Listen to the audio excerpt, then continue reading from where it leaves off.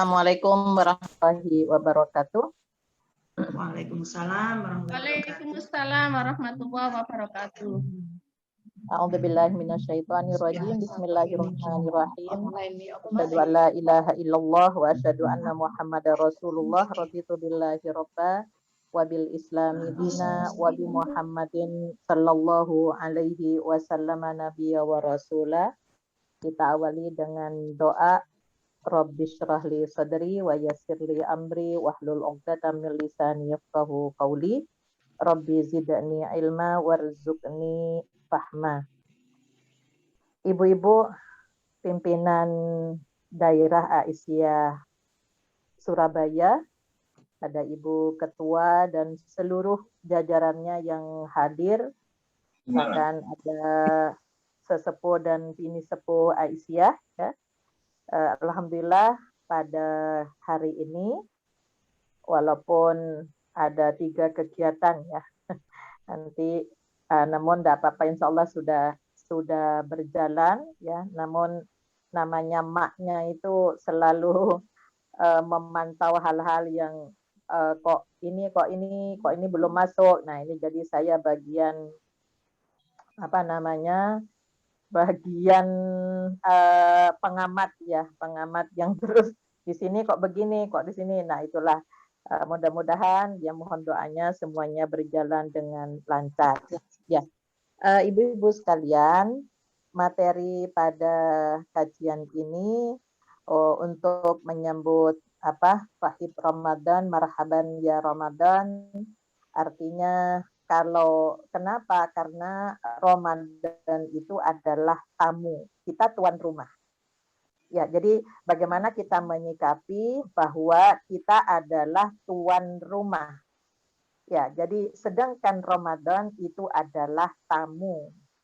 Nah, kalau ada tamu, kalau orang Jawa itu sudah kental sekali, ada apa ya Bu? Ya, gupuh ya, gupuh. Ada sukuh, ada lungguh, kan gitu. Nah, ini sudah mulai gupuh disuguhi apa, ditempatkan di mana. Nah, kan kalau ada tamu begitu ya Bu biasanya. Oh, tamunya dari mana? Oh, Bu Rukmini dari Madura, senang ikan laut. Nah, itu kan kita, oh ini Jawa Barat, senangnya yang manis-manis. Begitu ya Bu ya? Ya. Ibu sepakat, karena Ramadan itu adalah, kenapa marhaban ya Ramadan kita sambut, karena itu tamu.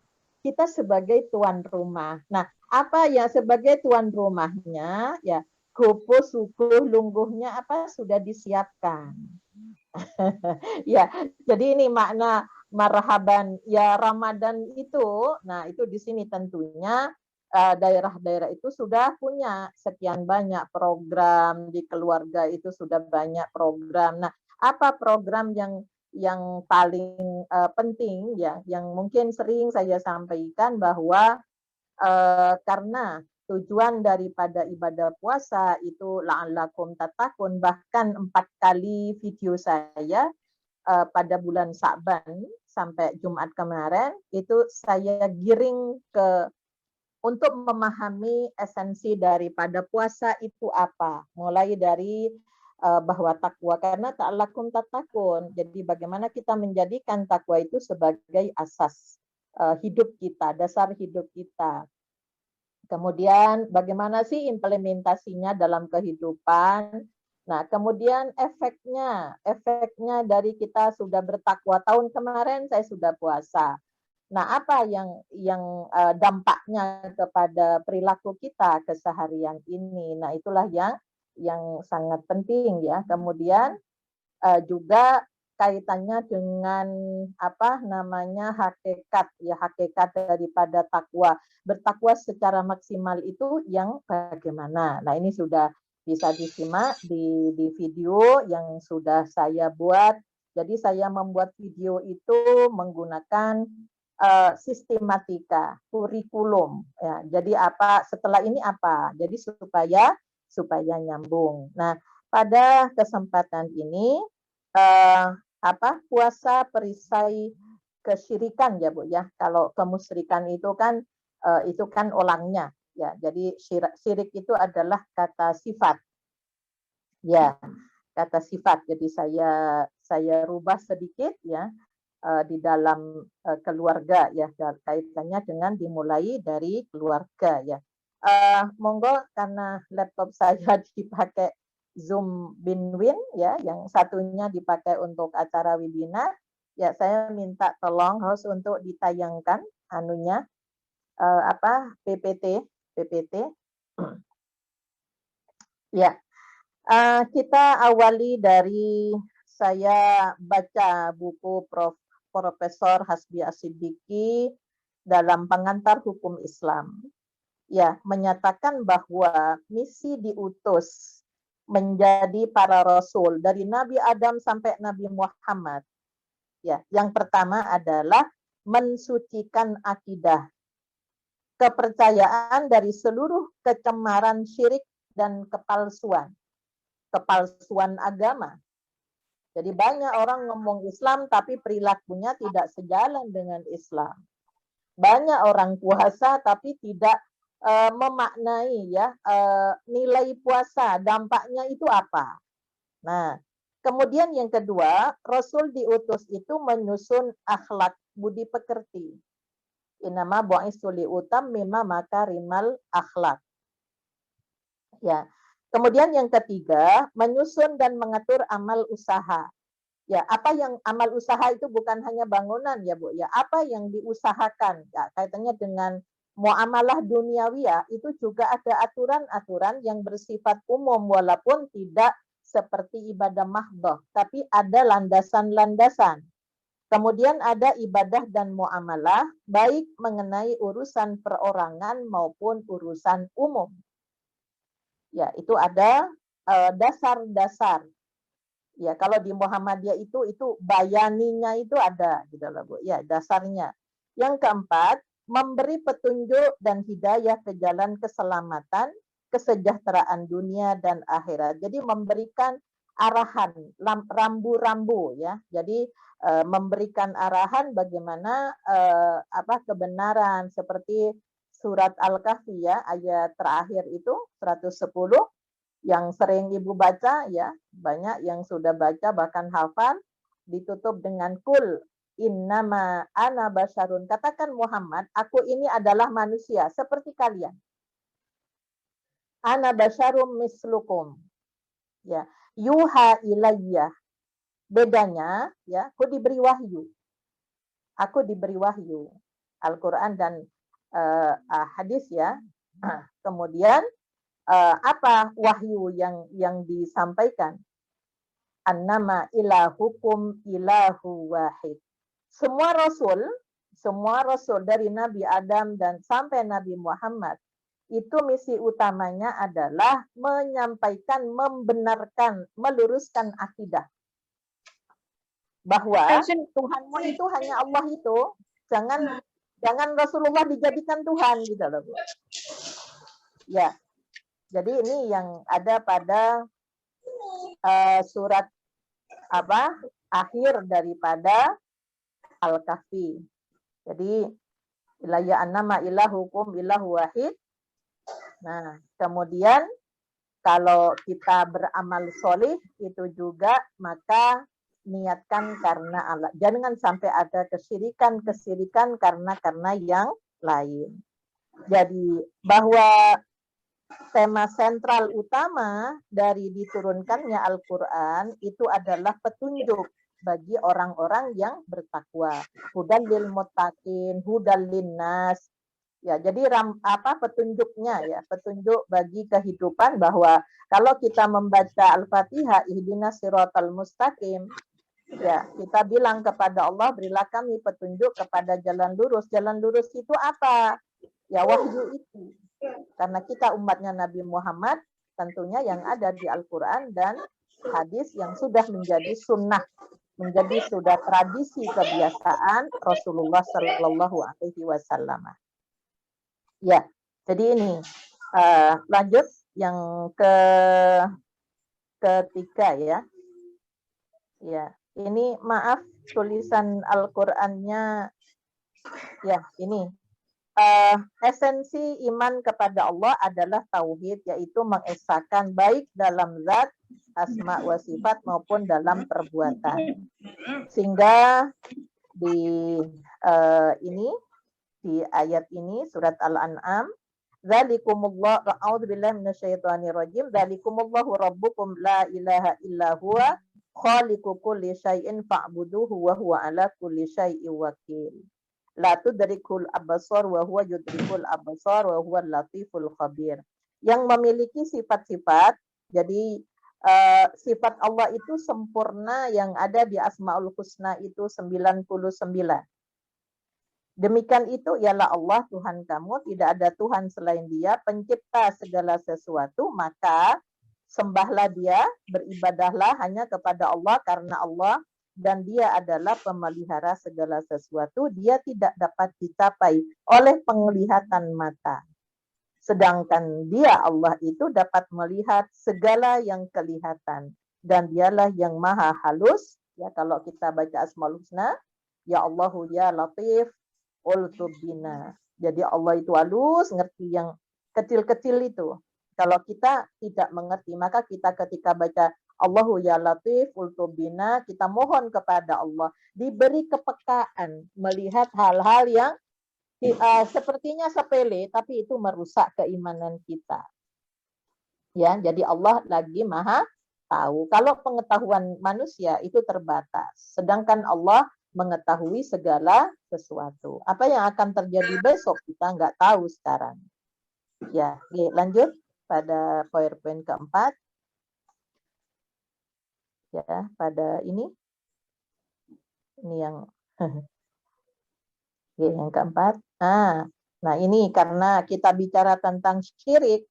Syirik adalah mempersekutukan atau memperserikatkan Allah sebagai pencipta dengan sesuatu yang dianggap Tuhan-Tuhan atau makhluk. Kalau kita, insya Allah Aisyah, jamaahnya Aisyah tidak akan menyembah pohon, tidak akan menyembah berhala, tidak akan menyembah orang. Namun yang harus dijaga itu dari riya itu. Jadi riya itu adalah memperlihatkan amal supaya mendapatkan pujian orang, bukan pujiannya Allah.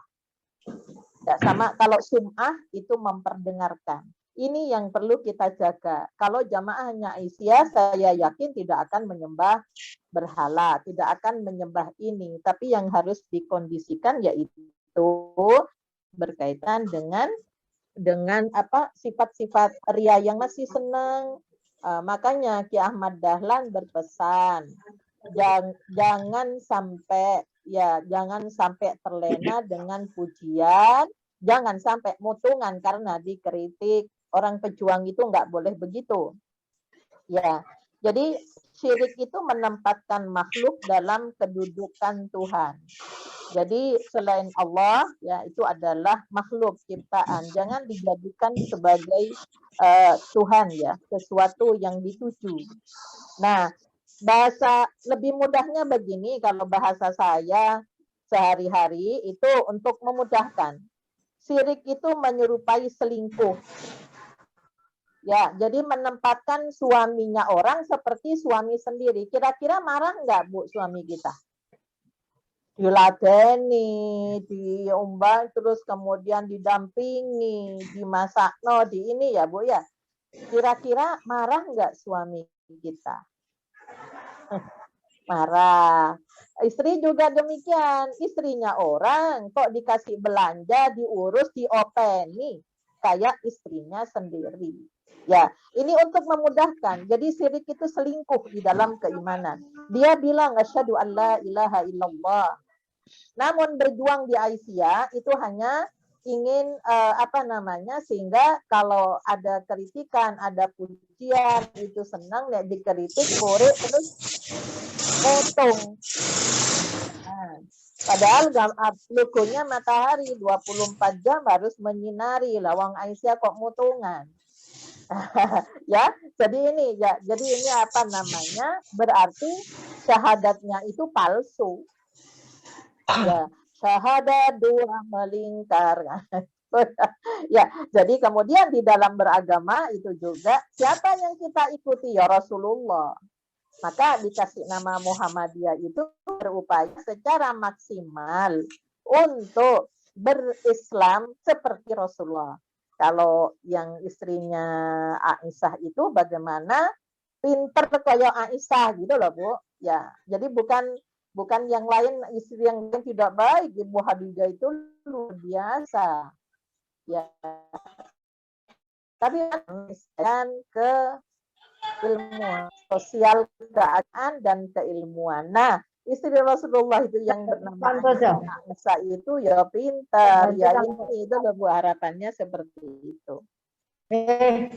Kemudian yang disampaikan tadi, yang dibacakan tadi surat Al-Baqarah itu bahwa Allah memerintahkan ya ayyuhalladzina amanu, bukan ya ayyuhan nas loh ya. Soalnya apa? Kalau nggak beriman itu berat untuk berpuasa.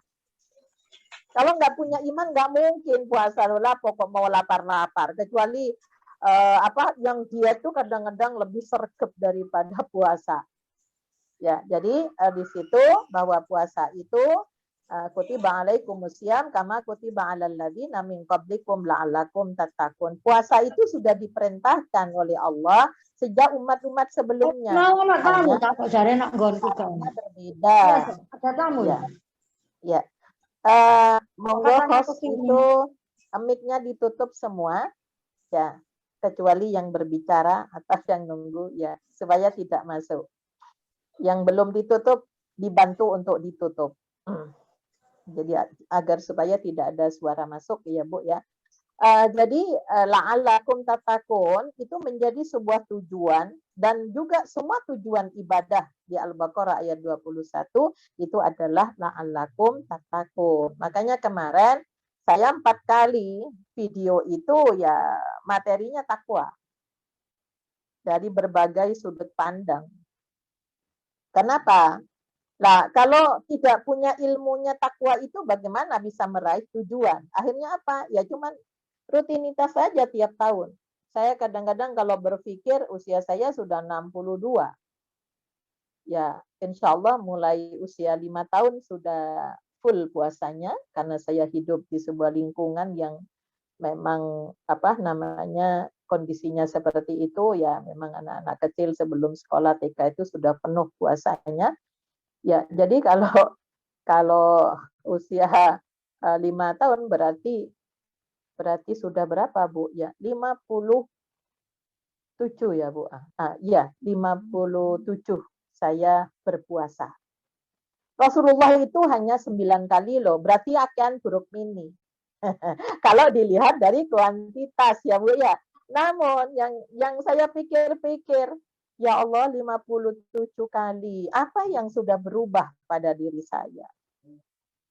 Ya, ini yang perlu menjadi bahan renungan. Maka saya kalau begitu wis tak kasih persiapan Ramadan itu dengan memahami takwa itu yang bagaimana. Jadi pada hakikatnya Allah Subhanahu wa taala mewasiatkan takwa itu bukan hanya pada umat Nabi Muhammad, melainkan Allah itu mewasiatkan kepada umat-umat terdahulu juga. Nah, dari sini kita bisa melihat bahwa takwa merupakan satu-satunya yang diinginkan oleh Allah dari seluruh ibadah untuk mencapai sebuah proses tingkatan dari keimanan, mulai beriman, kemudian imannya dibuktikan dengan Islam. Ya, jadi setelah baca syahadat, dia sholat, dia zakat, dia puasa, ya haji bagi yang mampu, yang nggak mampu zakat dia bersedekah aja semampunya, bisarra wa dharra. Ya, kemudian setelah ihsan, ya ada ihsan. Jadi bagaimana iman dan Islamnya itu menyatu menjadi sebuah model yang lebih kepada akhlak, menjadi kepada tampilan. Kemudian di atasnya adalah ikhlas, kemurnian. Kemudian baru yang paling tinggi itu adalah takwa. Jadi ingin puncak dari proses keimanan seseorang yang yang diinginkan oleh Allah, manusia disuruh beribadah itu supaya kemudian pengertian takwa itu sendiri banyak sekali variasinya di kalangan ulama. Namun kalau saya baca-baca ya, semuanya bermuara kepada satu pengertian, yaitu ya enggak yang sebelumnya dimasukkan. Ya. Jadi coba ke slide sebelumnya. Ya. Oke. Ya, jadi bermuara pada satu pengertian, yaitu seorang hamba meminta perlindungan kepada Allah Subhanahu wa taala dari azab. Nah, hal ini dapat terwujud dengan melaksanakan larang. Kemudian maka selalu diartikan bahwa takwa itu takut. Takut ya. Jadi takwa itu adalah meninggalkan apa yang dimaui oleh hawa nafsu. Karena engkau takut kepada Allah. Jadi itulah yang coba pada slide berikutnya, lanjut pada slide ke-6. Yang tadi ya itu ada beberapa pengertian, itu banyak sekali yang bisa kita pelajari. Ya, bahwa takwa adalah pola hidup atau gaya kita menempuh kehidupan yang disertai dengan kesadaran yang mendalam bahwa Allah itu hadir bersama kita. Itu ketika Rasulullah itu bagaimana waktu mau hijrah itu kan, ya kan Abu Bakar yang khawatir nanti kalau musuh sudah mau mengetahui gitu. Sedangkan cecak itu berbunyi, ya makanya terus disunahkan bunuh cecak itu karena dianggapnya munafik gitu ya Bu ya. Nah orang-orang kafir ya tahu kalau ada cecak berarti ada kehidupan. Nah, mau ditanya, untung Allah menurunkan laba-laba sehingga Allah bilang kepada Abu Bakar, la tahzan innallaha ma'ana. Jangan kamu khawatir, Allah bersama kita. Namun sebaliknya Ibu, ketika di perang Badar, ya, yang khawatir itu Rasulullah. Yang khawatir Rasulullah, yang Abu Bakar sudah siap menjadi syahid kalau mati karena lihat musuh sudah banyak. Nah, kemudian apa yang dikhawatirkan Rasulullah? Kalau terbunuh semuanya ya Allah. Ya, itu doa Rasulullah. Makanya ada istighosa di Al-Anfal itu talabul ghaus karena sudah tidak ada jalan lain selain memohon. Kalau kami terbunuh semuanya, siapa yang akan melanjutkan tugas risalah?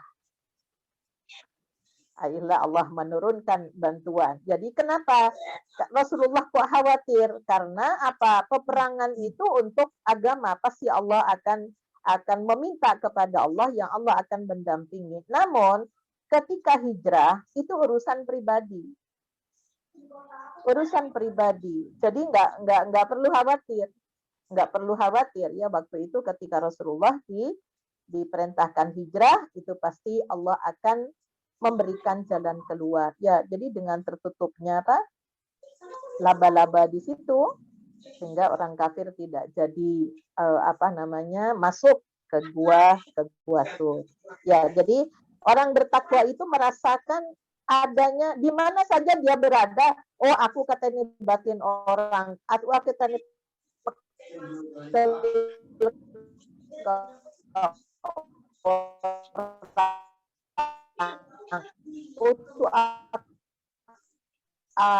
saya akan dendam saya kepada sebagainya. Ya, kita tidak tahu yang lain. Tapi kalau orang merasakan Allah bersamanya, dia akan hati-hati, akan berubah. Bagaimana? Ya Allah, tolong mudah-mudahan yang suka menyakiti orang mau diluruskan hatinya. Dan saya diberi kesabaran menghadapi itu. Ya Allah,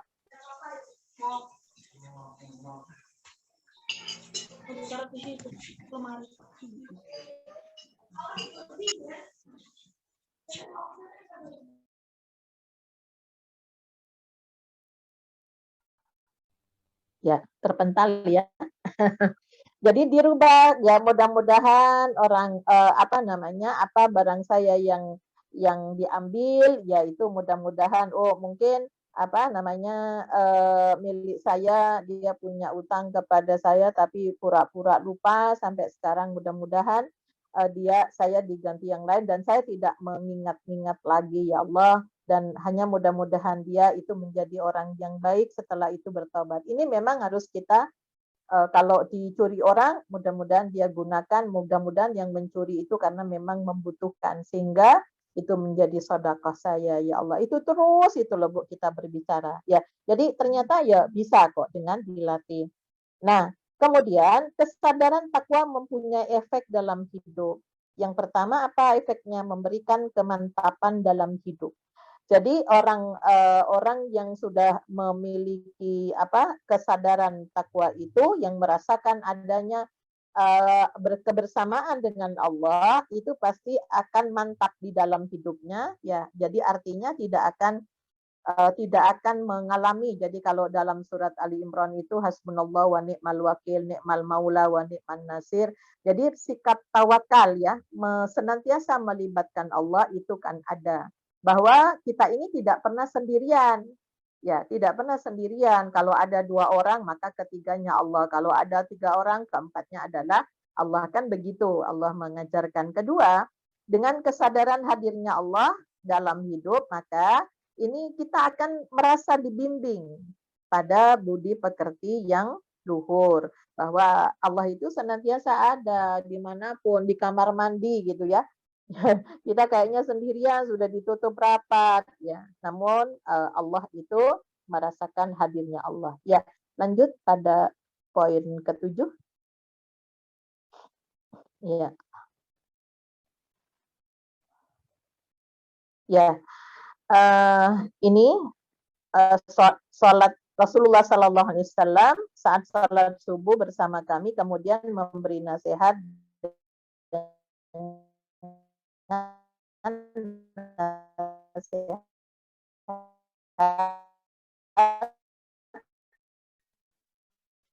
yang baik yang dapat menggetarkan hati yang mendengarnya. Lalu berkala salah sepertinya ini nasihat terakhir karena itu ilhami. Ya, lalu apa usikum bitaqwa yang sering dibaca oleh para khatib ya. Ya, jadi yang sering kalau khutbah itu aku wasiatkan kepadamu agar kamu bertakwa kepada Allah, mendengar dan mentaati sekalipun artinya siapa yang menjaga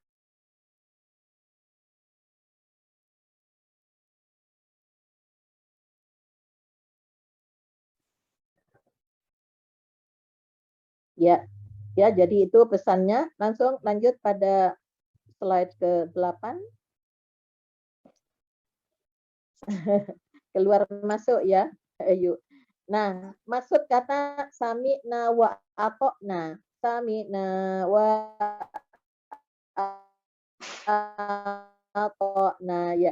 Tentang sabda Rasulullah, aku wasiatkan agar kamu bertakwa kepada Allah, mendengar dan mentaati. Ada beberapa pendapat bahwa Ibnu Rajab berkata bahwa kedua kata itu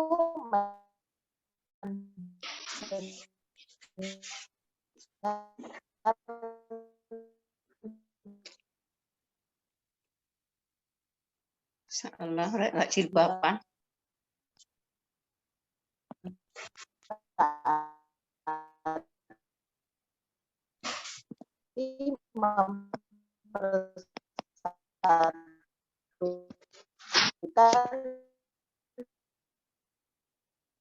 kebahagiaan dunia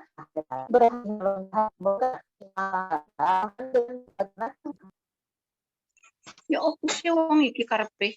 ya. Jadi terlempar lagi ya Bu ya, sehingga mendengar Maaf, Bu, dan suaranya taat mantul, ya, Bu. kata Ibu Afia Salama berpakaian rapi.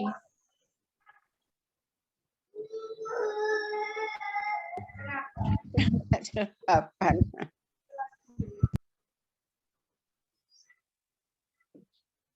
Ya Bu, kalau nggak jilbaban, anunya videonya ditutup. Videonya ditutup Maaf saja mantul sehingga Bu suaranya dan Bu. juga akan memperbagus. Ya, untuk sementara untuk memperbagus maka video ibu-ibu ditutup dulu. Karena itu karena banyak peserta itu bisa jadi mengganggu. Jadi bukan saya yang membuat mantul. Yeah.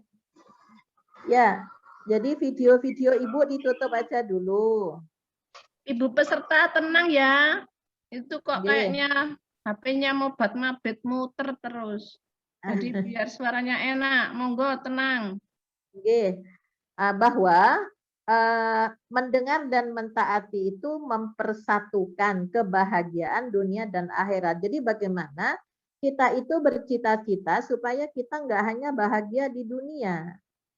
Ya, jadi akhirat itu harus jadi Rabbana atina fid dunya hasanah wa fil akhirati hasanah itu ya kalau hasanah dunia itu kan ada 7 ya kata Ibnu Abbas itu ya yaitu pasangan yang hati yang bersyukur, pasangan yang sholih, anak yang sholih, kemudian ilmu yang bermanfaat, harta yang barokah, kemudian umur yang juga barokah.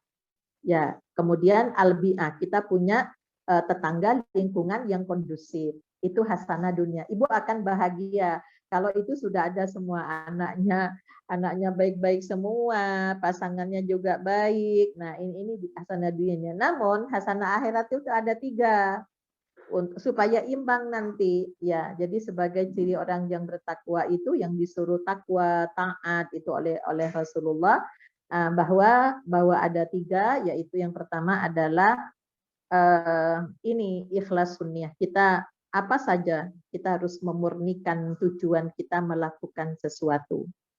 Kemudian yang kedua adalah amal soleh yang diterima oleh Allah. Ya, jadi kata radhiyallahu anhu maradu'an. Jadi bagaimana amal soleh yang diterima itu tentunya niatnya harus benar, caranya juga harus benar. Jadi untuk akhirat, ya untuk hasanah akhirat itu ada 3. Yang pertama aqidatul khalis. Akidah yang murni, yang tidak bercampur dengan segala hal-hal yang berselingkuh menjadikan Tuhannya itu enggak penting. Yang kedua amal soleh yang diridhoi. Yang ketiga akhlakul karimah yang disebut dengan ihsan itu. Ya. Nah, ini jadi adapun takwa merupakan penjamin kebahagiaan dunia dan akhirat, bukan hanya dijamin di dunia. Ya, kalau kita sudah berhati-hati. Oke, lanjut ke 9. Ya.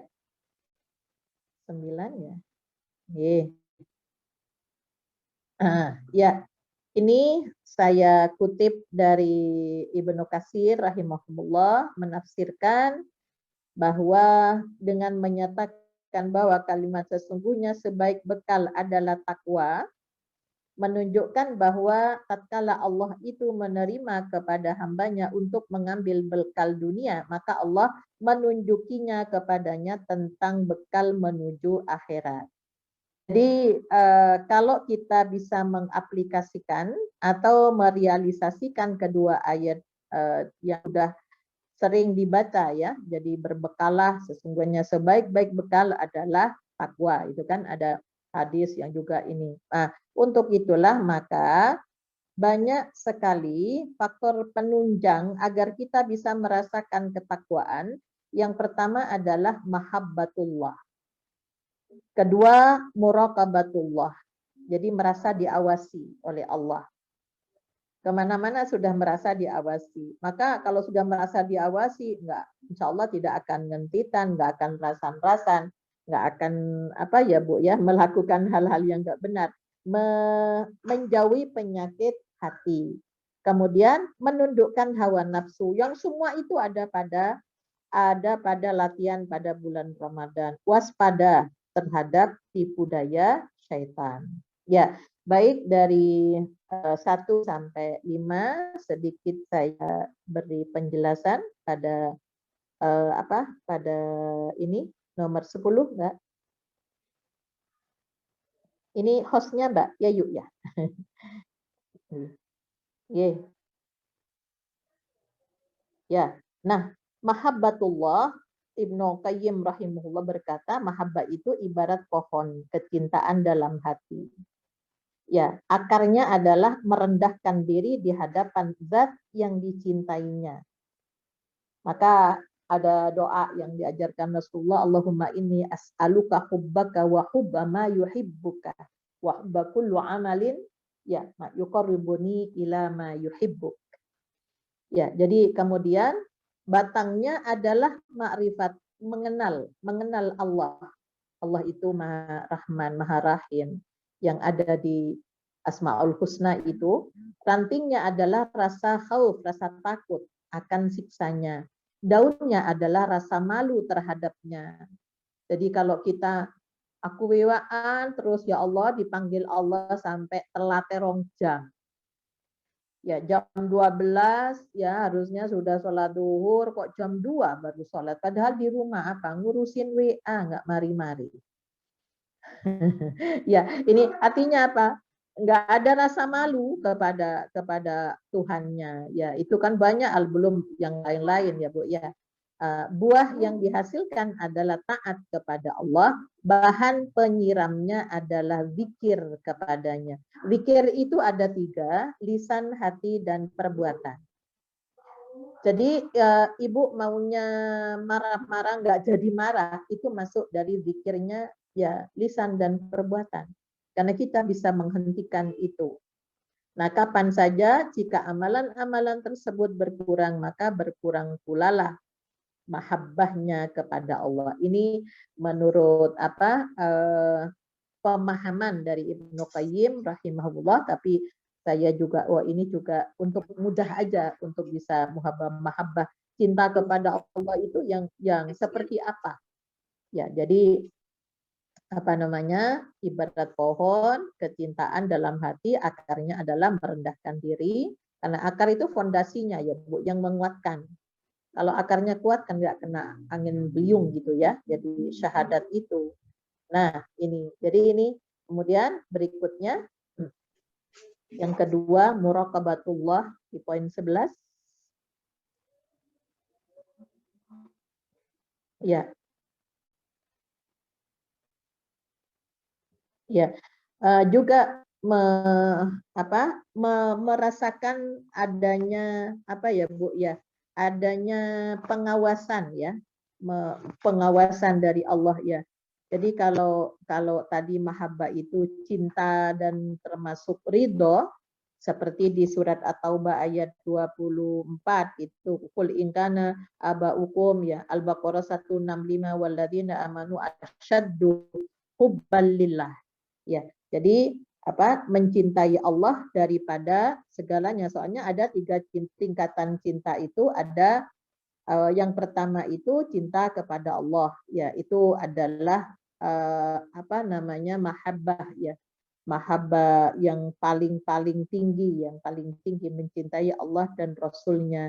Kemudian ada yang wusta. Yang wusta itu cinta kepada kepada harta benda, kepada keluarga dan sebagainya, karena itu sebagai bukti cintanya kepada Allah, sehingga kita rawat betul ya, kita manfaatkan dengan betul. Kemudian yang mahabbah al-adna itu yang ketiga, yaitu mencintai harta benda itu, tapi bukan cinta karena Allah. Nah, ini yang sangat rendah. Sedangkan muraqabatullah itu berkaitan dengan Bu, hubungannya di sini dengan muhasabah, jadi merasa akan adanya kedekatan dengan Tuhannya. Jadi kalau sudah merasa dekat, aku ada masalah ya, saya akan bertemu dengan Tuhannya, ambil air wudhu. Ini kalau orang Aisyah begitu, jadi ambil air wudhu ya, sholat 2 rakaat, kemudian minta ampun kepada Allah, ya Allah saya tadi kok merasa melakukan kesalahan ya, kenapa ya saya bohongi padahal diajak rapat sama ibu ketua, kemudian saya bilang saya banyak acara, padahal saya di rumah saja karena saya kesel. Nah, hal-hal ini jangan dianggap itu nggak melakukan kesalahan, dah Bu. Ya, ya itu kan berarti kan membohongi Tuhannya, ya. Jadi membohongi Tuhannya jadinya. Nah, jadi ini kaitannya dengan muraqabah ya. Innallaha kana 'alaikum raqiba di ayat 1 surat An-Nisa, wa kanallahu 'ala kulli syai'in raqiba. Itu juga jadi muraqabah itu mengawal ya, menjaga, mengawal, menanti dan mengamati. Jadi kaitannya dengan bahwa merasa akan di mana saja merasa dikawal, merasa diawasi oleh Allah. Sehingga kalau ada pendapat ya dari Ibnu Qayyim pada poin ke-11 itu ya, bahwa dia bersamamu di mana saja kamu berada dan Allah melihat apa yang kamu kerjakan. Ini sering kita temui dalam Al-Qur'an itu. Ya, jadi kalau merasa diawasi itu makanya Allahu ya Hafid ihfadna. Pelihara kami ya Allah. Jadi kan Allah yang merasa mengawasi. Kalau merasa diawasi ya hati-hati. Hati-hati untuk tidak melakukan. Mungkin kalau kita menyampaikan kesirikan itu ya bukan sirik yang melakukan. Saya yakin Ibu-ibu Aisyah tidak akan ada megengan, tidak akan ada yang ke laut ya sebelum masuk pada ibadah puasa yang dialami di awal berdirinya Muhammadiyah, yang dialami oleh Kiai Ahmad Dahlan. Saya yakin kalau sekarang itu sudah tidak ada yang seperti itu. Namun yang berkaitan dengan hatinya itu yang harus ditata. Ya, baik, berikutnya halaman 12. Iya 12 ya. Ya, menjauhi penyakit hati ya. Jadi penyakit hati itu yang di surat Al-Baqarah dari ayat 8 sampai ayat 20 itu kemunafikan itu. Kemunafikan itu. Jadi sampai fi qulubihim maradun fazadahumullahu marada. Sampai Rasulullah mengajarkan Allahumma ya muqallibal qulub tsabbit qalbi ala dinik. Ya. Jadi kejahatan dan bencana besar kecuali penyebabnya adalah perbuatan dosa dan maksiat. Adapun penyebab dosa itu teramat banyak sekali diantaranya penyakit hati. Jadi yang bukan liver ya Bu, ya kronis ini yang menimpakan banyak manusia seperti apa? Dengki. Ya, tidak senang kalau ada temannya bahagia. Ya, ini di Aisyah ada enggak ya Bu yang begitu? Kalau dengki itu tidak suka kalau ada orang senang. Dan berupaya bagaimana caranya ya kenikmatan yang diterima itu segera hilang. Ya, jadi sampai bayar orang ya itu sekarang untuk menipu dan sebagainya. Kalau iri itu cuman melihat orang lain, ya bagaimana saya juga punya nggak suka. Tapi kalau dengki itu sudah lebih berbahaya lagi karena ingin menghilangkan nikmat itu. Ya, jadi kalau ada tetangganya ini bagaimana terus diundang pencuri, bagaimana supaya ngambil harta kekayaannya itu. Ya, jadi ini seperti yang tidak senang kebahagiaan menghindar kepada orang lain atau ghibah ya. Ghibah itu orang si A itu memang melakukan hal-hal yang tidak benar, Bu. Benar. Tapi dibicarakan ya di belakang orang tersebut untuk tujuan menyebarluaskan supaya tambah hancur. Ya, Bu ya. Kemudian beda dengan musyawarah. Kalau Ibu ada anggota ya yang tidak baik, kemudian kita bermusyawarah. Bagaimana caranya? Siapa yang akan mengingatkan? Itu bukan ghibah. Bukan rasan-rasan. Itu musyawarah. Musyawarah itu potensi positif yang ditingkatkan. Negatifnya dikurangi. Hanya bermusyawarah. Ini nanti kalau Ibu di konselor itu pasti ada musyawarah. Lah gimana kalau nggak saling membuka? Lah ini misalnya, ini saya di Malang anak saya nangani anaknya, saya nangani ibu, kemudian yang hukum HAM ya, yang hukum itu juga nangani pasangannya yang laki. Jadi kita ketemu. Ya apa caranya supaya ini apa namanya bisa kembali dengan baik karena si iso didandani. Bagaimana caranya? Ya kalau nggak saling membuka itu kan nggak tahu. Tapi tujuannya bukan untuk menyebar luaskan aibnya orang. Ya, itu di situ. Ya, jadi di pimpinan itu akan selalu ditemui tentunya, tapi tolong diniatkan untuk musyawarah. Termasuk Bu, siapa yang ya, kalau saya nanya, orang itu dengan siapa dia bisa luluh, dia bisa tunduk.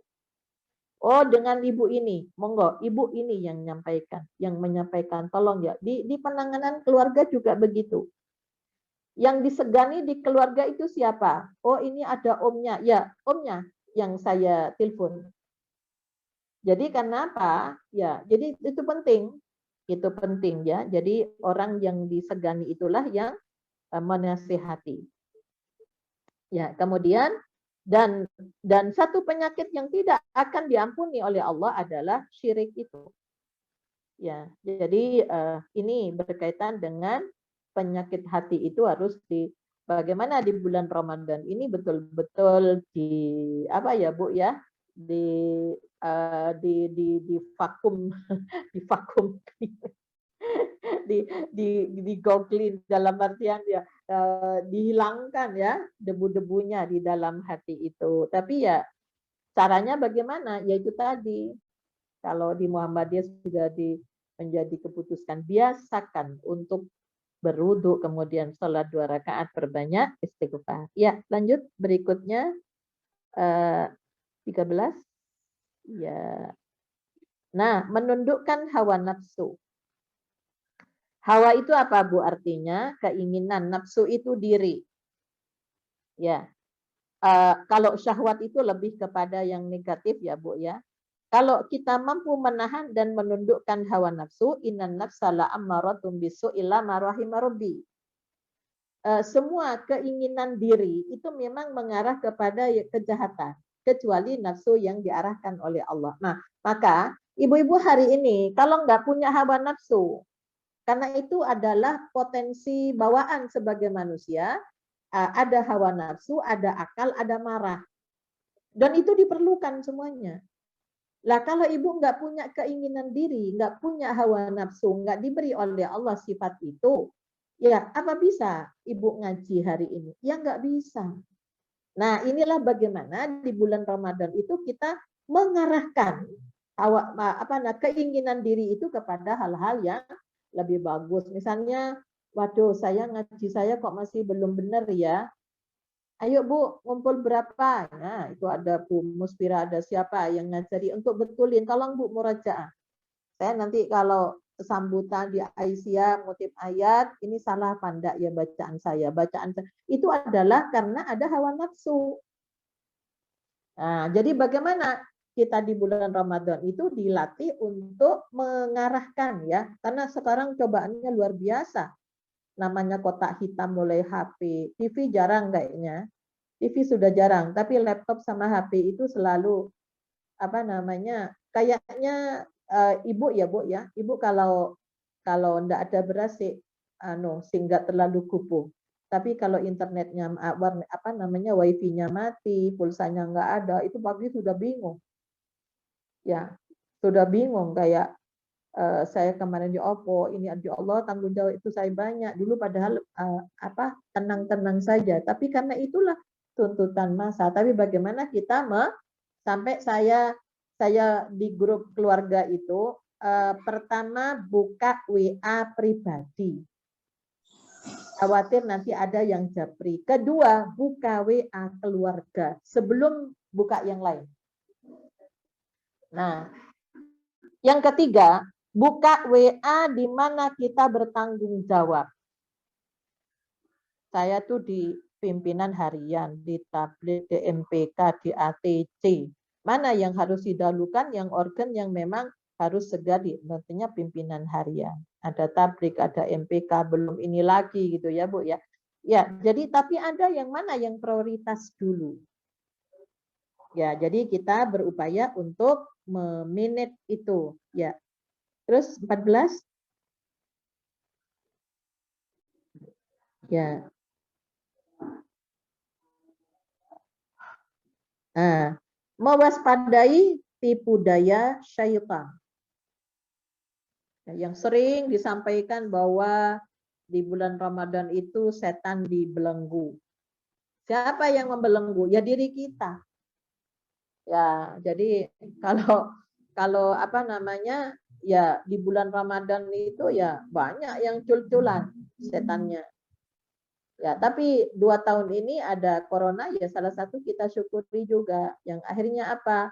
Kita lebih banyak di rumah, gitu dalam artian kalau dulu ya Allah sih ke pasar kadang balik berapa kali karena mau buat jajan, mau buat inilah. Sekarang tamunya enggak. Jadi yang diperjuangkan itu yang hari rayanya, padahal Allah memerintahkan kepada kita lewat Rasulnya, afdalus sedekah sedekah di Ramadan. Seutama-utama sedekah itu sedekah yang kita berikan di bulan Ramadan. Apa sih sedekah itu? Sedekah itu membenarkan apa yang diperintahkan oleh Allah. Ya, jadi apa saja? Oh, ini baca Al-Quran, tuh masuk sedekah ya. Kemudian, jadi membenarkan. Kata sedekah itu membenarkan apa yang menjadi aturan-aturannya Allah. Nah, kemudian sedekah secara materi ya, sedekah secara materi. Ini mohon untuk di-manage ya Bu, lewat organisasi. Ya, dari keluarga ini, dari keluarga. Jadi segala tipu daya setan bahwa puasa Senin Kemis, puasa Ramadan, Ayyamul Bid, itu intinya ya tidak makan kan Bu? Tidak makan kan di siang hari mulai terbitnya fajar sampai tenggelam matahari. Nah, apa selama ini ceramah-ceramah yang kita dengar merasakan orang yang lapar itu bagaimana? Hanya berhenti sampai di situ. Harusnya merasakan orang yang tidak bisa makan itu kayak apa, maka jatah makan siang saya dikelola oleh Aisyah, dikumpulkan dari keluarga. Dikelola untuk apa? Untuk membantu orang miskin supaya mereka tidak bekerja berat. Kenapa? Karena untuk buka dan sahurnya sudah disubsidi oleh Ibu Aisyah. Ini ibu-ibu punya Iwalida kalau pengajian itu Senin Kemis. Bukan Sabtu, bukan Minggu. Kenapa? Karena ya di pengajian nggak ada konsumsi kalau Senin Kemis. Justru jamaah pengajiannya itu disuruh bawa jimpitan beras yang biasanya diolah untuk makan siang itu disuruh bawa. Kemudian oleh Ibu Walida dengan timnya dikelola. Itulah untuk makan orang miskin dan yatim. Itu baru bermakna puasa kita. Nah, mari PDA Surabaya ya mengelola sedekah jatah makan siang. Soalnya apa? Kalau nanti di bulan Ramadan misalnya harusnya belanjanya sehari 15.000. Ya. Kalau hari-hari biasa, hari tidak puasa. Ketika puasa harusnya kan berkurang jadi 10.000. Lah, kenapa kok membengkak? Nah, berarti manajemennya. Kenapa kok membengkak? Kok menjadi lebih banyak? Karena selalu diada-ada, jadi termasuk Senin Kemis dan sebagainya. Sembarang dimasak. Akhirnya nggak kemakan. Maka inilah yang disebut dengan marhaban ya Ramadan. Mari kita membuat manajemen. Saya akan melakukan apa supaya mudah? Saya sudah pesan roti Maryam ya ke teman yang Arab soalnya enak tebal gitu. Apa untuk makan sahur? Nanti ininya apa? Oh digawekno kalau mau ini ada dendeng, kalau mau ini ya dengan gulai dengan madu juga sudah enak. dengan abon juga sudah enak gitu ya. Jadi nanti tinggal membuat salad ya, sayur mentah dengan dikasih zaitun ya, sehingga terpenuhi. Ya, itu untuk sahur. Nah, untuk buka sehingga apa? Kita rencanakan betul, jangan sampai kita tidak bersedekah di bulan Ramadan itu. Nah, ini ya Bu ya. Jadi mengelola yang harusnya berarti kan 5.000. Kalau dikumpulkan kan jadi banyak. Belum yang Senin Kemis, belum yang Ayyamul Bid. Nah, ini kemudian ada fidyah lagi. Nah, fidyah itu Ibu-ibu Aisyah mengelola bagaimana nanti sasarannya tepat. Kalau sudah ngerti sih nggak apa-apa. Fidyah itu jangan diberikan kepada yang nggak puasa, yang nggak sholat. Karena nanti kalau kita ngasih makan ya pada orang yang berpuasa, kita kan kebagian. Yang nggak puasa itu kan kebagian dari nilai puasanya. Kalau diberikan sama orang yang memang yang fasik itu ya tidak sholat, tidak puasa. Nah, lantas kebagian apa? Ya, jadi itulah yang saya harapkan pada ibu-ibu Aisyah untuk memanage itu dimulai dari keluarga. Ya, jadi kalau kita lihat pada kesyirikan ya perisai ya, jadi kesyirikan dalam artian ya kita jangan sampai keliru memaknai pada puasa itu. Jadi mulai sekarang, oh madunya ininya sudah disiapkan di meja makan ya. Tadi saya sudah kurmanya yang bagus karena siang hari puasa kita tetap beraktivitas maka fisik juga imun kita juga harus bagus ya. Harus bagus. Makanya ini hal-hal yang berkaitan dengan sebagai bukti keimanan kita. Ya, yang terakhir kalau nggak salah ya. Nah, jadi setannya di hati-hati. Memang kita nggak ke toko loh Bu sekarang, nggak kemana. Tapi online. Aduh di Shopee kok bagus ya ininya. Lazada satunya. Oh kok ada model. Kalau saya sudah nggak tertariknya hanya daster sekarang. Kenapa? Tas yang bagus-bagus ya kemarin sama anak saya itu dikayopo ya iku orang ya Allah ini sekarang ya apa caranya kalau itu dijual dapat uang kemudian diberikan sembako yang bermanfaat kepada orang lain. Karena malah sudah nggak kemana-mana kan nggak perlu ganti-ganti tas ya Bu ya. Bahkan pakai tas kresek aja sudah mudah ya, sandal yang ini juga aduh yang kalau tas itu kalau saya sekarang seng enteng dibawa karena bawa badan aja sudah berat gitu loh. Mau jalan bawa lagi sudah angel-angel bawa tas. Nah ini setan itu yang selalu setan itu ngajak-ngajak kepada yang nggak benar. Ya coba masakan, kulkas itu penuh. Sudah penuh lagi, beli lagi besok itu loh Bu sudah nggak enak. Ya sudah nggak enak karena apa? Bosan biasanya borong banyak. Bosan masa makan itu lagi gak ganti-ganti kecuali tempe yang nggak pernah bosan ya. Tapi kalau daging beli ini terus dimasak sekali tiap hari makan itu juga itu tentunya juga ini. Nah ini setan itu memang suka iming-iming. Ya berikutnya masih ada slide-nya.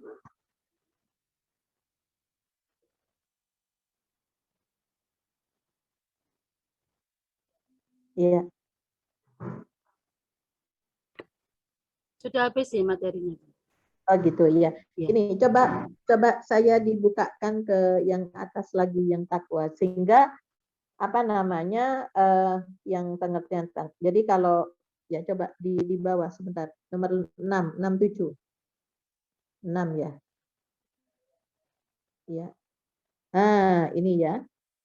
Ini bahwa ini Bu, iman itu kalau kita lihat hakikat takwa adalah terpadunya antara iman, Islam dan ihsan. Ibu bisa baca di Al-Baqarah ayat 2 sampai ayat 5, ayat 177 itu kan sebelum puasa Ramadan Allah mewajibkan puasa Ramadan la'allakum tattaqun, kemudian ciri-cirinya takwanya itu dijelaskan di sebelum ayat itu 177. Setelah itu ada 3 kata kutiba. Ada kutiba untuk perang, ada kutiba untuk wasiat. Jadi kutiba kemudian kutiba puasa. Nah ini yang wasiat yang habis ini Ibu bisa bergabung di webinar ya, terutama yang majelis tablik MHH tentunya juga bisa PDA-nya.